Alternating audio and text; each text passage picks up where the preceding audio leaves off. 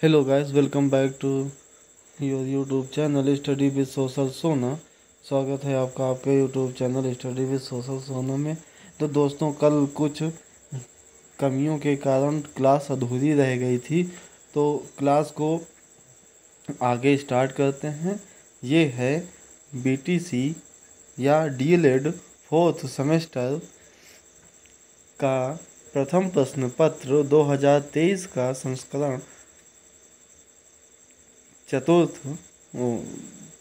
Semester 2023 में जो प्रथम प्रश्न पत्र है उसका चौथा पार्ट है। और ये छूट गया था थोड़ा सा उत्तर बताना, तो शुरू करते हैं यही चित्र विधि। तो चित्र विधि क्या है?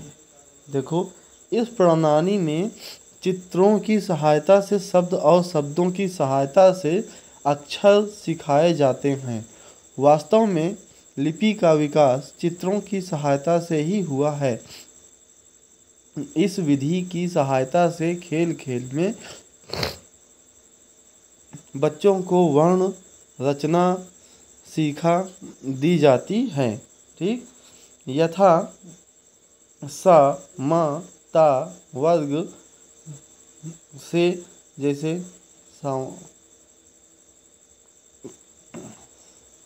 सवार, मछली, तख्ती, गधा, नल के चित्र बनाकर सिखाए जाते हैं। इसी प्रकार धीरे धीरे अभ्यास करने पर बालक अन्य वर्णों को लिखना सीख जाता है। ठीक, आगे चलते हैं।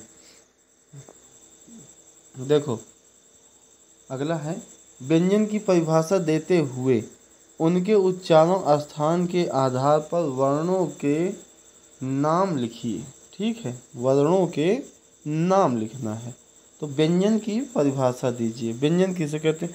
ब्लॉक एवं ट्रेगर के अनुसार व्यंजन वह ध्वनि है जिसके उच्चारण में फेफड़े से आने वाली स्वर तंत्री या मुख मार्ग से कहीं पूर्णतया रोकी जाती है या अत्यंत संकुचित मार्ग से निकलती है। यह मुख विवर को स्वर सीमा से हटाते हुए जिह्वा के एक या दोनों ओर से निकलती है। यह स्वर तंत्री से ऊपर वाले किसी वाक अवयव में कंपन पैदा करती है। ठीक, आगे चलते हैं। व्यंजनों को उच्चारण की दृष्टि से दो आधारों पर विभाजित किया जाता है। ठीक है, कौन सा? उच्चारण स्थान और प्रयत्न स्थान। ठीक, अगला है उच्चारण स्थान जो होता है, तो व्यंजन ध्वनि का उच्चारण स्थान, उच्चारण करते समय हमारी श्वास वायु किसी न किसी मुख अवयव से टकराती है। ठीक, उस अवयव को व्यंजन का उच्चारण स्थान कहा जाता है। ओके, जैसे कंठ गले से, काखा गाघा अंगा, तालव्य तालु से, चाछा जाझा ञ, और या और शा, मूर्धन्य तालु के मूर्धा भाग से, टाठा डाढ़ा अड़ा ढाढ़ा और सड़ा, और दंत्य दांतों के मूल से, ताथा दाधा न। ठीक, वत्सर्य दांत के मूल से, न सा रा ला ज। ठीक, ओष्ठ दोनों ओर से, पा फा बा भा मा। ठीक, और क्या है? और देखते हैं। दंतोष्ठ निचले ओंठ और ऊपर के दांतों से, तो वा और फा। स्वर यंत्री स्वर यंत्र से हा। ठीक, आगे चलते हैं।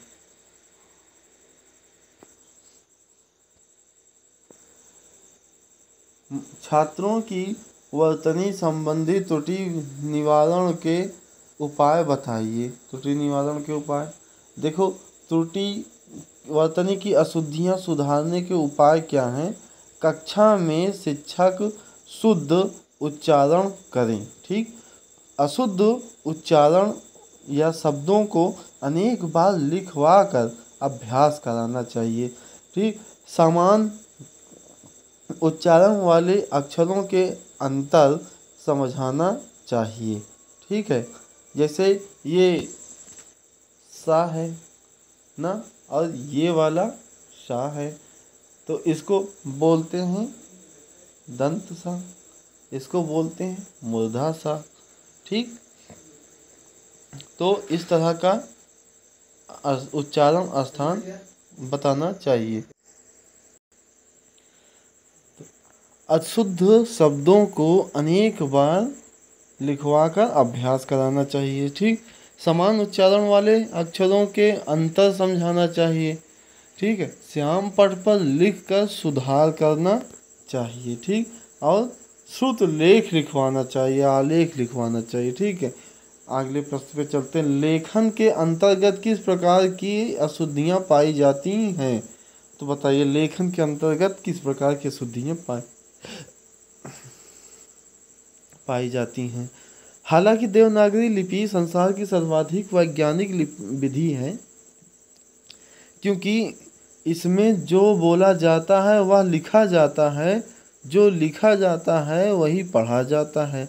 इस लिपि में त्रुटियां भी उत्पन्न न हो गई हैं, त्रुटियां भी उत्पन्न हो गई हैं। आज विद्यार्थी लिखते समय अनेक प्रकार की अशुद्धियों को करते हैं। लेखन संबंधी दोषों का विवरण अग्र प्रकार से है। जैसे देखते हैं, जैसे रेफ या रकार संबंधी दोष। प्रायः विद्यार्थी को रेफ या रकार की मात्रा का सही ज्ञान नहीं होता, जिससे वे लिखते समय त्रुटियां करते हैं। भाषा शिक्षक का कर्तव्य बनता है कि रेफ या रकार संबंधी मात्राओं का समुचित ज्ञान दें और इन मात्राओं के अंतर को स्पष्ट करें। समुचित ज्ञान न होने के कारण विद्यार्थी कर्म को करम लिखते हैं, कृपा को कृपा लिखता है तथा अग्रज को अग्रज लिखता है।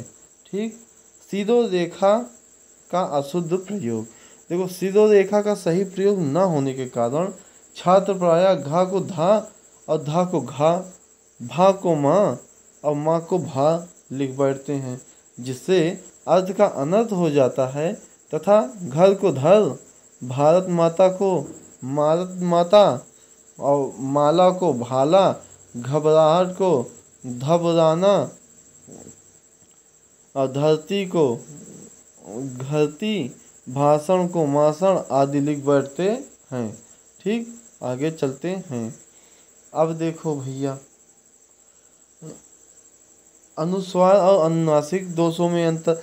देवनागरी लिपि में लिखते समय प्रायः अनुस्वार तथा अनुनासिक संबंधी दोष उत्पन्न हो जाते हैं।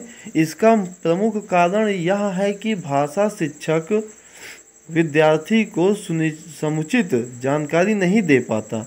वह अनुस्वार तथा अनुनासिक के भेद को समझ नहीं पाता।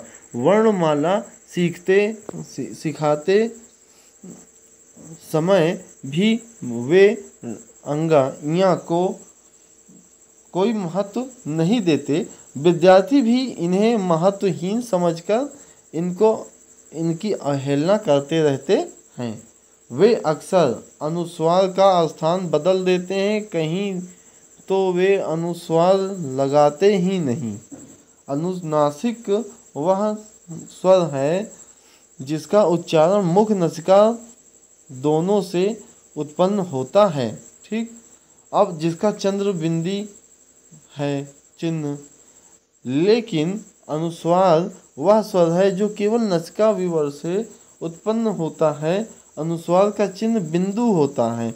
विद्यार्थी प्रायः गंगा को गगा, गा, संत को सत, मंत्र को मत्र आदि लिखते हैं। इसी प्रकार आँख को आँख, चांद को चांद भी लिखते हैं। इसी प्रकार विद्यार्थियों द्वारा अहिंसा को अहिंसा, अंक को अंक,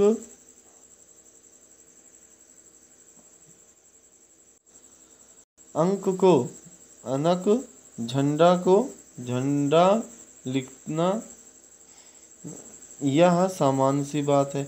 अच्छा, मात्रा शुद्धि संबंधी अशुद्धि के लिए देखो, प्रायः छोटे बच्चे को मात्राओं का सही ज्ञान नहीं होता है। वे ह्रासों तथा दीर्घ मात्राओं के अंतर को नहीं समझ पाते हैं। कहीं तो वे ह्रासों के स्थान पर दीर्घ मात्रा लगा देते हैं। ठीक, अब देखो, वर्णों का लोप होता है। वर्णों का अनावश्यक लोप करने से लेखन में अनेक अशुद्धियाँ उत्पन्न हो जाती हैं। द्वंद्व को द्वंद्व, अध्ययन को अध्ययन, स्वास्थ्य को स्वास्थ्य, स्वावलंबन को स्वावलंबन, उद्देश्य को उद्देश्य लिखना सामान्य सी बात है। इसी प्रकार इसी प्रकार कुछ बच्चे शब्दों में अनावश्यक वर्ण जोड़ते हैं, जिससे अशुद्धियाँ उत्पन्न हो जाती हैं। स्नान को स्नान, यत्न को यतन, राजेंद्र को राजेंद्र लिखा जाता है। कभी कभी बच्चे अज्ञानता के कारण वर्णों के स्थान पर परिवर्तन भी कर देते हैं, यथा विशेष को विशेष, आदर्श को आदर्श, सुषमा को सुषमा सुषमा लिखना सामान्य सी बात है। ठीक, संयुक्त वर्ण संबंधी दोष, देखो लेखन में संयुक्त वर्ण संबंधी दोष देखे जा सकते हैं। ठीक, ये हैं छ को का और सा, त्रा को त्रा आदि लिखना सामान्य सी बात हो गई है। ठीक, अब देखो, एक वचन से बहुवचन की अशुद्धि हो जाती है। देखो, छोटे बच्चे अज्ञानता के कारण एक वचन का बहुवचन बनाते समय अशुद्धियाँ करते हैं, यथा दवाई से दवाइयाँ, मिठाई से मिठाइयाँ, बनाना, नारी से नारियाँ, लड़की से लड़कियाँ आदि अशुद्धियाँ बच्चे के लेखन में देखी जा सकती है। ठीक, अब देखो, छ को छा लिखना, कुछ बच्चे छतरी वाले छ को छाता वाला छ लिखकर अशुद्धियाँ करते हैं, जैसे क्षमा को क्षमा, ये परीक्षा को परीक्षा, लक्ष्मण को लक्ष्मण, क्षेम को क्षेम, सा की अशुद्धि।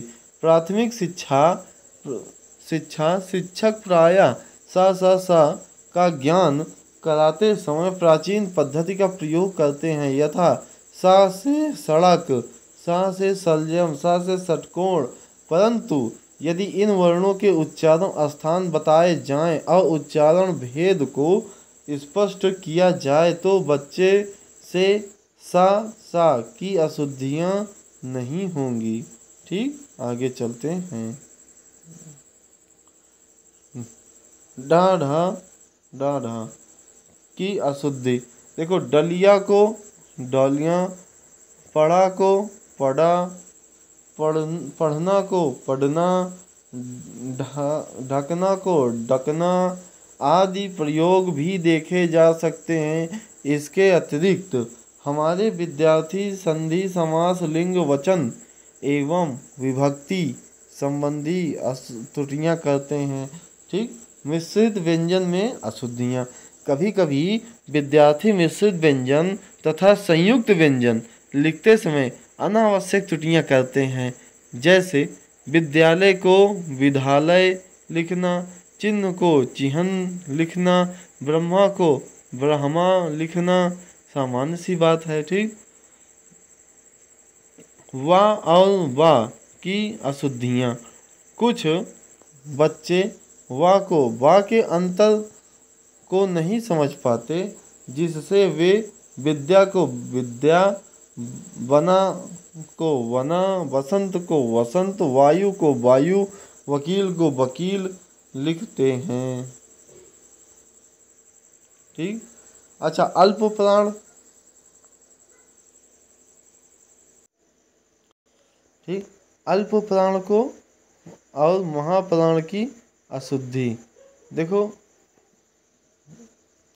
ये जो अल्प प्राण और महाप्राण की अशुद्धि होती है, भाषा शिक्षक छोटे बच्चे को अल्प प्राण और महाप्राण वर्णों के अंतर को स्पष्ट नहीं करते, जिससे बच्चे अल्प प्राण के स्थान पर महाप्राण और महाप्राण के स्थान पर अल्प प्राण का प्रयोग कर बैठते हैं। जैसे घड़ा को गड़ा लिखना, प्रभात को प्रभात लिखना, घर को घर लिखना, भास्कर को भास्कर लिखना आदि।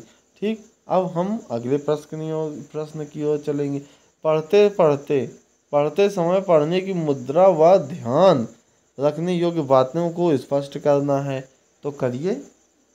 उसमें क्या, पढ़ते समय विद्यार्थी की आँखें तथा शरीर के अन्य अंगों का संचालन, उसके बैठने या खड़े होने की मुद्रा सही होनी चाहिए। आँखों से पुस्तक की दूरी 130 डिग्री का कोण बनाती हुई आँखों से कम 1 फुट की दूरी होनी चाहिए। ठीक। अब देखो भैया, कई प्रश्न आ गए हैं जिनका उत्तर सिर्फ एक ही है। प्रारंभिक स्तर पर लेखन की अच्छी आदतों को कैसे विकसित करें। ठीक। प्रारंभिक स्तर पर लेखन प्रारंभ करने संबंधी सावधानियों का वर्णन कीजिए। लेखन संबंधी अशुद्धियों को दूर करने के उपाय बताइए। ओके, आगे चलते हैं। तो देखो, लेखन संबंधी क्या क्या उपाय हैं दूर करने के। अक्षर विन्यास संबंधी अशुद्धियों के कारण लिखित अभिव्यक्ति प्रायः प्रभावहीन हो जाती हैं। अतः प्रत्येक शिक्षक का यह कर्तव्य बनता है कि वह अक्षर विन्यास की अशुद्धियों के कारण को जाने और उनको दूर करने का समुचित प्रयास करें। ठीक। शुद्ध उच्चारण और शुद्ध लेखन का अभ्यास। प्रत्येक शिक्षक का कर्तव्य है कि वह स्वयं भी भाषण का शुद्ध उच्चारण करें और विद्यार्थियों को भी शुद्ध उच्चारण की शिक्षा दें। इसके साथ साथ शुद्ध लिखने का अभ्यास भी कराया जाना चाहिए। ऐसा करने से वर्तनी के बहुत सारे दोष दूर हो सकते हैं। जो बच्चे ध्वनियों का शुद्ध उच्चारण नहीं करते, वे प्रायः शब्दों को अशुद्ध लिखते हैं। ठीक। आगे चलते हैं। 12 खड़ी का अभ्यास। पहले मात्राओं का अशुद्ध ज्ञान कराने के लिए प्रत्येक वर्ण, ठीक है, प्रत्येक वर्ण के साथ स्वरों की मात्रा लगाकर अभ्यास कराया जाता था। ठीक। चा चा, ची चच्चा, ची ची, चू चू, चे चाय, चो चौ, चंचा। इस अभ्यास को पुनः लागू किया जाना चाहिए। इसे विद्यार्थी त्रुटियां नहीं करेंगे और मात्राओं का भी ठीक से प्रयोग करना सीख जाएंगे। अनुभव के आधार पर कहा जा सकता है कि इस प्रकार का अभ्यास लेखन संबंधी अशुद्धियों को दूर करने में अत्यधिक सहायक सिद्ध हुआ है। ठीक। व्याकरण का समुचित ज्ञान। देखो, विद्यार्थी को हिंदी व्याकरण का समुचित ज्ञान भी करवाया जाना चाहिए। जैसे एक वचन से बहुवचन, लिंग परिवर्तन करना, संधि समास, अनुस्वार, चंद्रबिंदी, उपसर्ग, प्रत्यय, कारक, विभक्तियों आदि की समुचित शिक्षा दी जानी चाहिए। ऐसा करने से बच्चों की अशुद्धियाँ कम हो सकती हैं। कारण यह है कि अधिकांश बच्चे व्याकरण का समुचित ज्ञान न होने के कारण ही अशुद्धियां करते देखे गए हैं। ठीक, अब देखे गए हैं तो ये इसका भी ज्ञान होना चाहिए। ठीक है, लिपि का समुचित ज्ञान, लिपि का समुचित ज्ञान कैसे होगा देखते हैं। देखो, अक्षर विन्यास की अशुद्धियों को दूर करने के लिए छात्रों को लिपि का समुचित ज्ञान कराया जाना चाहिए। साथ ही उसे मात्राओं का भी समुचित ज्ञान कराया जाए तो उसकी अशुद्धियों अशुद्धियाँ कम हो जाएंगी। उदाहरण के लिए, छोटे बच्चों को ह्रास्व ई की मात्रा लगाने का पता नहीं होता। उन्हें बताया जाना चाहिए कि ह्रास्व स्वर मात्रा व्यंजन से पहले लगती है और दीर्घ की मात्रा व्यंजन के बाद लगती है। इसी प्रकार रेफ का प्रयोग का भी उन्हें ज्ञान दिया जाना चाहिए। ठीक, अच्छा, वाचन अभ्यास। कक्षा में छात्रों को सस्वर तथा मौन वाचन का अधिकाधिक अभ्यास कराया जाना चाहिए। वाचन के फलस्वरूप विद्यार्थी वाचन में वर्तनी के शुद्ध रूप को देखते हैं और वचन के शुद्ध रूप ही उनके स्मृति पटल पर अंकित हो जाते हैं। वाचन का अभ्यास कराने से बच्चे शुद्ध वर्तनी लिखना सीख जाते हैं। यदि फिर भी कोई बच्चा अशुद्धियाँ करता है तो भाषा शिक्षक का कर्तव्य बनता है कि बच्चों से शुद्ध वाचन करवाएं तथा शुद्ध लिखने की प्रेरणा दें। ठीक, अच्छा, तीव्र गति से लिखने का अभ्यास कैसे होगा देखते हैं। शिक्षक का यह भी कर्तव्य बनता है कि वे विद्यार्थियों को तीव्र गति से लिखने का अभ्यास कराएं। शिक्षा के लिए यह अभ्यास बड़ा उपयोगी है। इसके लिए अनुलेख, अनुलिपि, प्रतिलिपि आदि का सहारा लिया जा सकता है, परंतु तीव्र लेखन के कारण कुछ बच्चों का हस्तलेख दूषित हो जाता है। इस संबंध में भाषा शिक्षक को सावधान रहना चाहिए। अनुलेख, अनुलिपि तथा प्रतिलिपि का अभ्यास निरंतर करते रहना चाहिए। ठीक, शारीरिक उपचार। अच्छा, यदि अध्यापक को पता चले कि किसी छात्र में श्रवण अथवा नेत्र संबंधी कोई विकार है तो छात्र के माता पिता को इस दोष से अवगत कराना चाहिए ताकि वे उनका उपचार करा सकें। ऐसे बच्चों को किसी विशेषज्ञ चिकित्सक के पास ले जाना नितांत आवश्यक है। इस कार्य के लिए शिक्षक माता पिता की सहायता भी ले सकते हैं। ठीक, अच्छा, शब्द पुस्तिकाएं बनवाना। शब्द पुस्तिका क्या होती है देखो, छात्रों के शब्दकोश में वृद्धि करने का एक प्रमुख उपाय यह है कि उन्हें शब्द पुस्तिकाएं बनाने के लिए प्रेरित किया जाए। इन शब्द पुस्तिकाओं में छात्रों को उन शब्दों का संग्रह करना चाहिए जिनके उच्चारण में वे अशुद्धि करते हैं। यह प्रयोग लेखन संबंधी अशुद्धियों को दूर करने में अत्यधिक उपयोगी सिद्ध हो सकता है। यदि किसी बच्चे ने सुंदर पुस्तिकाएं बनाई हैं तो उसे अन्य बच्चों को भी दिखाई जा सकती है। ठीक, अच्छा, अध्यापक का व्यवहार तथा व्यक्तिगत ध्यान क्या होता है। अध्यापक को छात्रों के प्रति प्रेम तथा सहानुभूतिपूर्ण व्यवहार करना चाहिए। इससे वह छात्रों के लेखन को शुद्ध करने के प्रयास में सफल हो सकेगा। यदि अध्यापक का व्यवहार आत्मीयता पूर्ण हो तो निश्चय ही बच्चे उसके संपर्क में रहेंगे और उससे त्रुटियों के बारे में पूछ सकेंगे। विशेषकर अध्यापक को कमजोर बच्चे की तरफ व्यक्तिगत रूप से ध्यान देना चाहिए। ठीक, आगे बढ़ते हैं। देखो, शब्दकोश के प्रयोग पर बल। ठीक है, शब्दकोश के प्रयोग पर बल।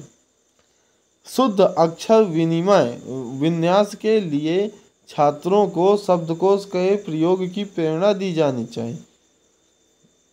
जो भी छात्र शब्दकोश का अधिकाधिक प्रयोग करता है उसका शब्द भंडार निरंतर बढ़ता चला जाता है। लेकिन इस संबंध में यह उल्लेख करना जरूरी होगा कि भाषा शिक्षक को स्वयं शब्दकोश का प्रयोग करना आना चाहिए। तभी वह सब बच्चों को शब्दकोश का प्रयोग करने की शिक्षा दे सकता है। ठीक, आगे बढ़ते हैं। वर्ण का अर्थ बताइए। वर्ण किसे कहते हैं? वर्ण एवं वर्णमाला की परिभाषा कीजिए। देखो, वर्ण कैसे किसे हैं?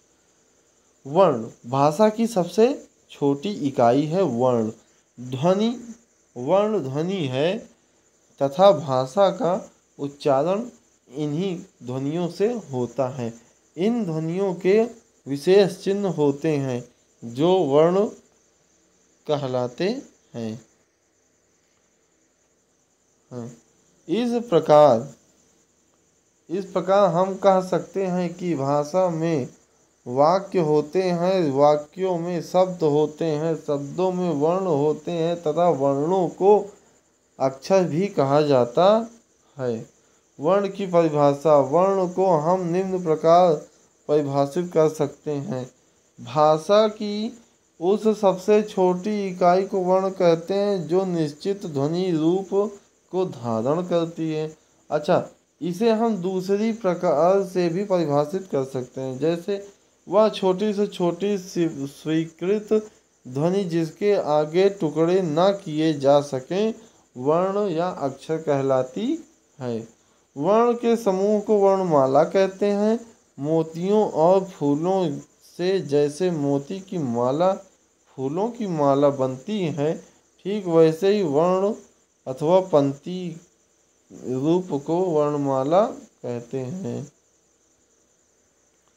आगे चलते हैं। देखिए, वर्णमाला की परिभाषा हम निम्न प्रकार परिभाषित कर सकते हैं।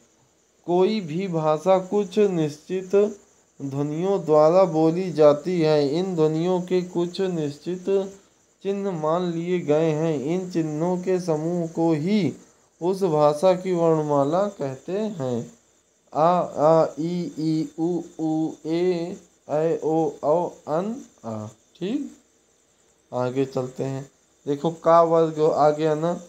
का वर्ग में का खा गा गा अंगा। चा वर्ग में चा छा जा जा इया। टा वर्ग में टा ठा डा डा अड़ा। ता वर्ग में ता था दा धा ना। पा वर्ग में पा फा बा भा मा। अंतस्थ या रा लावा। ऊष्म सा सा सा हा। और द्विगुण ढा ढा। संयुक्त व्यंजन छत्र ज्ञ स्रा। अनुस्वार अन और विसर्ग। ठीक, वाक्य किसे कहते हैं? देखो, वाक्य किसे कहते हैं, ये हो गया वाक्य किसे कहते हैं। परिभाषा। शब्द या पदों के ऐसे मेल को जिसमें पूर्ण अर्थ का ज्ञान हो उसे वाक्य कहते हैं। ठीक, शब्दों से केवल अर्थ प्रकट होता है जबकि वाक्य भाव अथवा विचारों को पूर्ण रूपेण व्यक्त करने वाले होते हैं। ठीक, आगे चलते हैं। कभी कभी ऐसा भी देखने में आता है कि सार्थक शब्द समूह के होते हुए भी उससे भाव अथवा विचारों की पूर्ण अभिव्यक्ति नहीं होती। ऐसे सार्थक शब्द समूह को वाक्यांश कहा जाता है। जैसे हाँ, यह हमारी काली गाय है, यह एक वाक्य है। इस वाक्य में हमारी काली गाय एक वाक्यांश है। यहाँ वाक्य और वाक्यांश का अंतर स्वयं ही स्पष्ट हो रहा है। यह हमारी गाय है वाक्य पूरे भाव अथवा विचार की अभिव्यक्ति कर रहा है, जबकि हमारी काली गाय में भाव तथा विचार की अंश मात्र अभिव्यक्ति हो रही है, अतः यह वाक्यांश है। ठीक, आगे बढ़ते हैं। वाक्यांश की परिभाषा। जिस सार्थक पद समूह में भाव अथवा विचार की पूर्ण अभिव्यक्ति नहीं होती उसे वाक्यांश कहते हैं। आगे बढ़ते हैं।